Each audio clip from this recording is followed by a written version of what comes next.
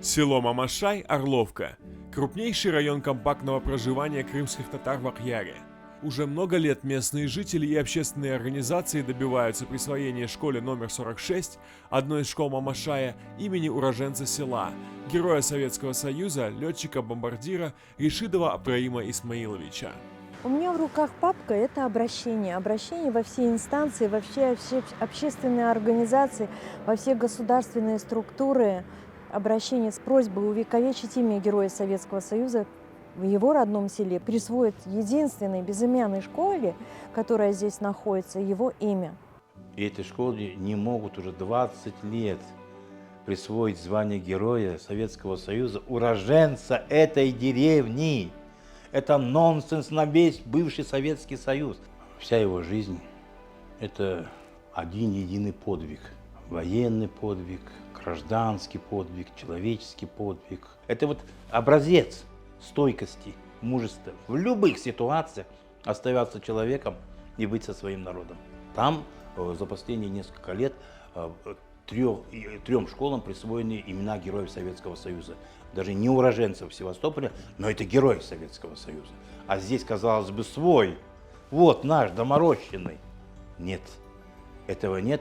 По словам общественников, эта идея встречает отпор как со стороны местных властей, так и со стороны педагогического коллектива самой школы. Неоднократно выносились идеи присвоения школе имени уроженки города Бердянска, летчицы Полины Осипенко и погибшего в Афганистане ученика школы Александра Чуича. Но главной причиной отказа называют, цитата, «угрозу межнациональной розни». В Севастополе целый ряд школ имеют целому ряду школ присвоены имена героев Советского Союза.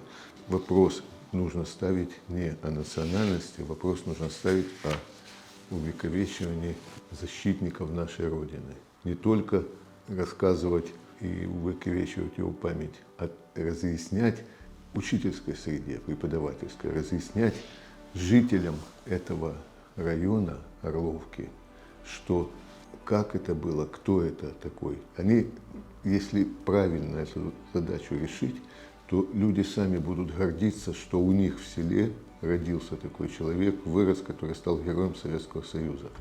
Абраим Ришидов был одним из первых крымских татар, представленных к званию Героя Советского Союза. Звезду героя он мог получить еще в самом начале войны, в ноябре 41-го.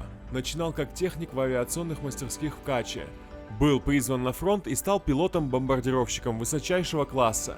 За годы войны он совершил около 250 боевых и разведывательных вылетов и сбил 18 самолетов противника. Он уроженец этого села, он родился в этом селе. Именно здесь он ушел в авиационные мастерские, покончив школу сельскую. Это единственный герой Советского Союза, который родился в этом селе. Біздің халқымыз 18 май 44 сенесі көшірілген олса да, Абдраим аға Ришидовке үкімет қахраман ады 27 июнь 45 сенесі берілген еді. Бұл да бір кері айта, на қадар әрекет ве на қадар қахраман еді бұл біздің ветандашымыз. Иншалла ұжына шығып, көйдегі адын, мектептің адын, оның адыны қойма әрекет етерміз. Біріншіден, бұл біздің бұтын халқымыздың борышы, біздің Ахьяр оларақ ветандашларымыздың борышы бер. Мен білесем, мектеп ғұрырланып, оле ат ташыма ақы бар. Onun үшін у көйде доғып, осып, женке күткен сон, да бесі белі у мектеп яқшы олар еді адын қойсақ, Аллах сүмет етсе.